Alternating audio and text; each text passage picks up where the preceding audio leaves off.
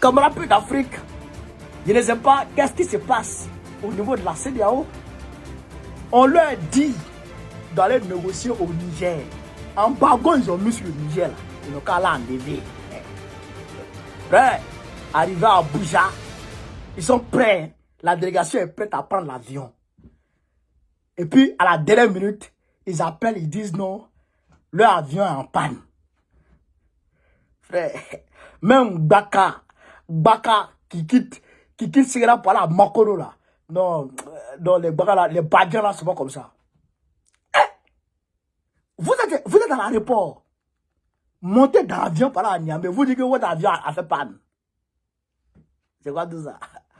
You know, mais on sait, il y a eu un coup de fil qui est parti. D'où le coup de fil est parti, je vous dis. Qu'est-ce qui s'est passé? Je vous dis tout. You know, c'est gâté sur eux.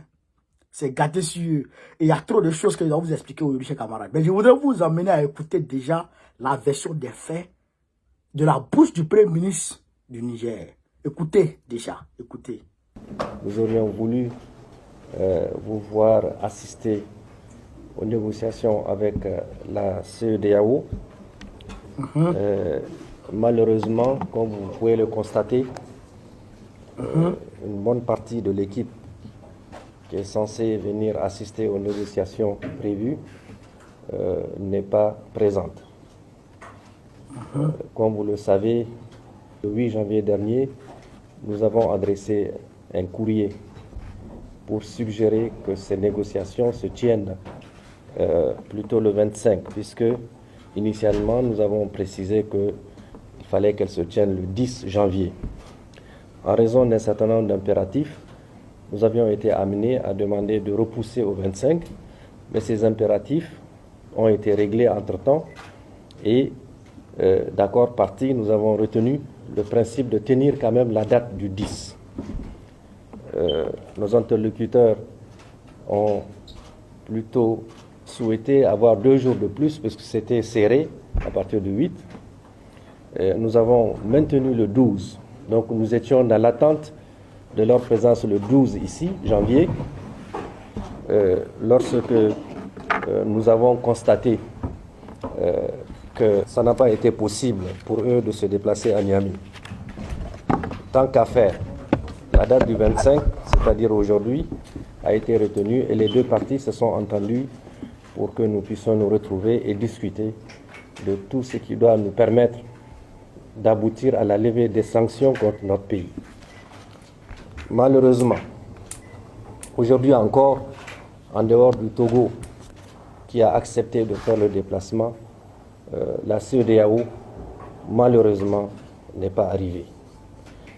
Dans un premier temps, ils ont prétexté n'avoir pas l'autorisation de survol et d'atterrissage sur notre territoire. Cela n'étant pas fondé, nous allons vous remettre les copies de 2 autorisations. La première, c'est celle qui permettait à la délégation togolaise, c'est-à-dire le ministre des Affaires étrangères du Togo, le professeur Robert, qui est ici assis, qui a répondu. Il faut profiter pour remercier ce pays, ami, qui a toujours œuvré pour la paix. J'ai ici l'autorisation le concernant, et il est bien là. J'ai la deuxième autorisation qu'on disait n'avoir pas reçue, et qui concerne la délégation de la CEDEAO avec le pays qui doit l'accompagner, c'est-à-dire la Sierra Leone, mais ils ne sont pas là, vous le constatez. Je vous donnerai copie de ces 2 autorisations pour votre gouvernement, vous pourriez faire les copies nécessaires. Nous sommes dans l'obligation de constater qu'il y a une mauvaise foi de cette organisation et probablement des pays qui sont derrière et qui poussent à ne pas permettre à ce que notre pays, qui a fait le choix d'aller dans le sens de la souveraineté, puisse sortir de cette trappe de punition qu'on lui impose. Voilà un peu de mots ce que j'avais voulu vous dire et vous demander en toute objectivité et en toute honnêteté de rapporter à ceux qui vous écoutent, à ceux qui vous regardent. Le Niger, qui a été injustement frappé par des sanctions qui n'ont aucune base légale, a tout fait pour que, dans le cadre de cet espace communautaire, je n'oublie pas, lui et moi, que nous puissions arriver à nous comprendre. Mais malheureusement, on n'en est pas encore là. D'accord.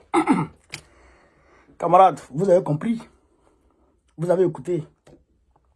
D'accord. Il y a où dans la version de la CEDEAO? Hein? Que dit la CEDEAO? Écoutez ici ce que la CEDEAO.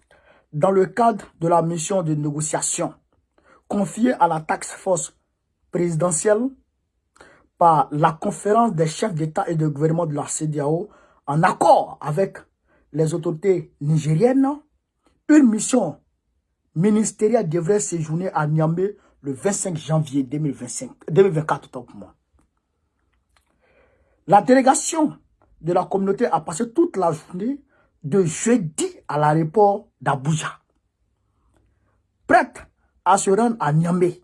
Malheureusement, en raison de problèmes techniques de l'avion que la commission avait affrété, le vol spécial devant conduire la délégation d'Abuja à Niamey n'a pu être effectué. Noir sur blanc, c'est là-haut.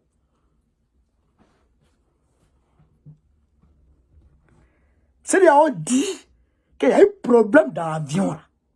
L'avion est tombé en panne. Et ils sont à l'aéroport. Ils sont venus à l'aéroport. Ouais, la commission leur a dit, voici l'avion qui doit vous envoyer à Niamey. Ils sont arrivés à l'aéroport. Et ce n'est pas la même version qu'ils ont dit d'abord. Au Niger. Ce n'est pas la même version. Ça, c'est après que le Niger ait montré, les preuves de l'autorisation de suivre de son territoire qu'ils se sont retrouvés vite fait pour sortir ce communiqué. Ces camarades. Est-ce que ça là, c'est une communauté sérieuse? Est-ce que ça là, c'est une communauté sérieuse? De vous à moi. Comment des pères de famille, des papas, peuvent s'arrêter devant le monde entier pour mentir? Sans honte. Sans honte. Pour mentir comme ça. Avion est tombé en panne, donc on ne pouvait pas partir. Comment? Vous dites à qui? Vous dites à qui? Mais on va décortiquer d'abord. Je vais vous expliquer d'abord avant de vous dire qui a fait annuler ça là. Je vais vous dire les choses. Et ça là, il faut que les Africains, il faut prêter l'oreille à cette vidéo. Cette vidéo est très importante. Il faut la partager au maximum. Il faut la partager au maximum. Il a parlé beaucoup. Dans un premier temps, le 10 janvier était prévu pour la négociation. C'est-à-dire que la commission devait se rendre à Abuja, à Niamey, le 10 janvier dans un premier temps. Le 10 janvier, il y a eu des contraintes extra. Le Niger leur a dit, bon, on a déjà balayé les contraintes, vous pouvez venir le 10 janvier. Ils disent non, le Niger les a appelés le 8, pour leur dire, vous pouvez venir le 10. Ils disent non, c'est trop serré, mettez ça le 12. Le Niger met ça le 12. Après, ils appellent, ils disent non, le 12 là, c'est un peu mélangé, mettez ça le 15. Ils ont mis ça le 15. Ils ont mis ça le 15. Le Niger leur dit, bon, on vous attend le 15. Ils ne viennent pas. Ils ne viennent pas. Et ils disent au Niger, on n'a pas reçu le truc, comment on appelle ça? On n'a pas reçu l'autorisation de survol du territoire. Ils disent qu'ils n'ont pas reçu l'autorisation de survol du territoire. Quand ils n'ont pas reçu l'autorisation de survol du territoire, mais alors que le Togo aussi avait déjà reçu l'autorisation de survol, mais le Togo est rentré quand même. Le Togo est venu quand même. Le Togo est venu.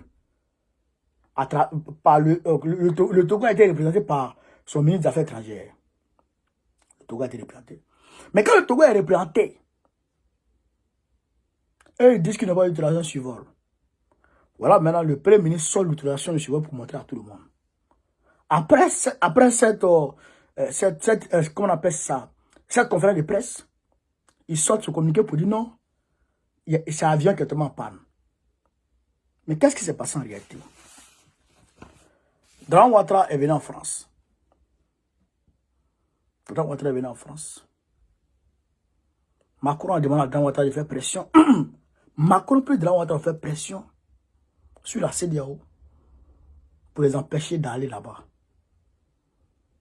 Pour les empêcher d'aller là-bas. Pour leur demander de ne pas aller au Niger. Il faut laisser le Niger sous l'embargo. Il faut laisser le Niger sous embargo. Vous comprenez? Voilà la réalité.